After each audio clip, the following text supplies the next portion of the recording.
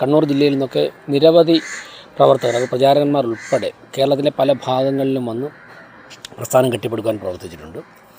തീർച്ചയായിട്ടും ഏറ്റവും കൂടുതൽ ഞങ്ങളൊക്കെ തന്നെ വേദനിച്ചിട്ട് കണ്ണൂർ ജില്ലയിലെ പ്രവർത്തകർ അനുഭവിക്കുന്ന ത്യാഗം അക്കാര്യങ്ങളുമായി ബന്ധപ്പെട്ടിട്ടാണ്. തീർച്ചയായിട്ടും കണ്ണൂരിൽ മേയർ സ്ഥാനം ഏറ്റെടുത്ത് ആദ്യമായി കണ്ണൂരിൽ വരുമ്പോഴേക്കും ഞാൻ ആദ്യമേ പ്രവർത്തകരോട് പറഞ്ഞു, നമ്മുടെ പ്രവർത്തകരുടെ വിജയമാണ്. കേരളത്തിൽ ഒന്നും പ്രതീക്ഷിക്കാതെ പതിറ്റാണ്ടുകളായി ഇറങ്ങിത്തിരിച്ച പ്രവർത്തകരുടെ വിജയമാണ്.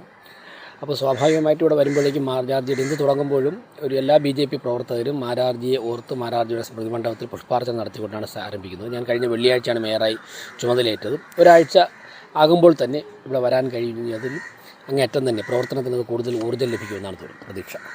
വിഴിഞ്ഞത്ത് തെരഞ്ഞെടുപ്പ് വരാനുണ്ട്, അവിടെ വിജയസാധ്യത ഉണ്ടോ? തീർച്ചയായിട്ടും വിഴിഞ്ഞത്ത് ഇപ്പോൾ കോർപ്പറേഷൻ ഭരണം BJPക്ക് ലഭിച്ചതോടെ അതിനുശേഷം ഞാൻ 2 തവണ വിഴിഞ്ഞത്ത് പോയിരുന്നു. ചെന്നപ്പോഴേക്കും ആ വാർഡൊക്കെ തന്നെ വളരെ വളരെ പരിതാപകരമായ അവസ്ഥ. ഞാൻ പോയത് ഒരു വലിയ കുളമുണ്ട് അവിടെ അന്വേഷിച്ചാൽ അറിയാം. ആ കുളത്തിന് കൈവേരി കെട്ടാൻ വേണ്ടി ഇത്രയും കാലം പറഞ്ഞിട്ടും LDFും UDFും മാറി മാറി ജയിച്ചിട്ടുണ്ട്, സാധിച്ചില്ല. ഒരു കുട്ടി കഴിഞ്ഞ ദിവസം വന്ന് ആ കുളത്തിനകത്ത് സൈക്കിളും കുട്ടിയും കൂടെ വീണു. ഇപ്പോൾ BJPയുടെ മത്സരിക്കുന്ന സ്ഥാനാർത്ഥി ബിനുവാണ് ആ കുട്ടിയെ ചതുപ്പിൽ ചാടി രക്ഷപ്പെടുത്തി. ബിനു ഇപ്പോൾ കാലിൽ പൊട്ടൽ വന്നിട്ട് ചികിത്സയിലാണ്. ബിനുവിനെ കാണാനാണ് ഞാൻ പോയത്.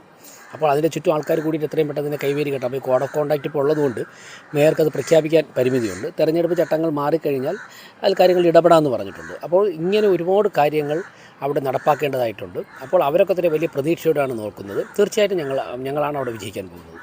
ഈ ആർശ്രീയിലെ പ്രശാന്തൻ്റെ ഓഫീസിന് വരെ ഒരു കൗൺസിലർ എന്നുള്ളൊരു ബോർഡ് കൂടെ വെച്ചിട്ടുണ്ട്. അപ്പോൾ ഇല്ലാത്ത അധികാരം BJP ഭരണത്തിൽ വന്നതിന് ശേഷം ഉണ്ടാക്കിയെടുക്കുകയാണെന്നാണ് LDFിൻ്റെ ആരോപണം. ഞാൻ അക്കാര്യങ്ങൾ പറയാനുള്ള കാര്യങ്ങൾ പറഞ്ഞു കഴിഞ്ഞു. അതിപ്പോൾ കൗൺസിലറുടെ ഓഫീസാണ്. ശാസ്തമംഗലം മൗസൂൻ നായരെന്ന BJPയുടെ കൗൺസിലർ കഴിഞ്ഞ 5 വർഷമായി പ്രവർത്തിക്കുന്നൊരു ഓഫീസാണ്.